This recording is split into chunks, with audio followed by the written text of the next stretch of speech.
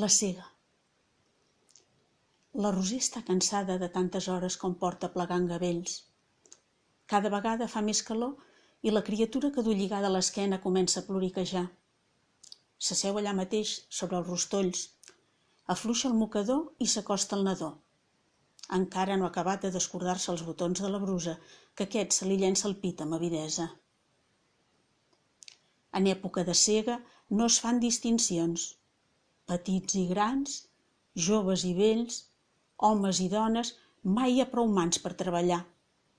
Un canvi de temps, un cap de broma inesperat, podria fer caure les espigues i el gra abans d'hora i malmetre la tan esperada collita. Cal sortir de casa així que clareja per tenir el tros ben avançat abans el sol no sigui a dalt de tot. Segar, fer gavells, lligar les garbes, amuntegar-les. Si pot ser, de cara a migdia per tal que s'eixuguin bé.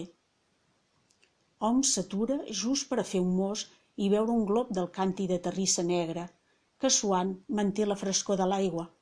O millor encara, un rajolí del porró encistellat i envoltat de palla, tan voluminós que calen les dues mans per alçar-lo. La Roser eixuga amb el revés de la màniga les gotetes de llet que regalimen per les galtes rosades del menut. Un tros més enllà, una altra jove mare també ha deixat un moment la feina per alletar el seu nadó. Per l'escot treu el pit pensit i espremut, al que la criatura s'aferra, per al cap d'uns instants, rebutjar-lo amb plors cada vegada més intensos. Fent zigazagues per esquivar garberes i segadors, amb el petit mamant encara mig endormiscat, la Roser se'ls hi apropa. Mira el noi als ulls i s'asseu al seu costat. Aquesta, acotant el cap, li lliura la criatura, qui sense compliments prem el mugró entre la llengua i la geniva i ajusta els llavis al voltant de l'areola.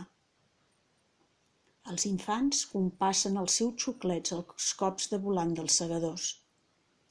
Un saltamartí es passeja per les faldilles polsoses de les dues dones. Tothom està massa enfeinat per fer-los cas.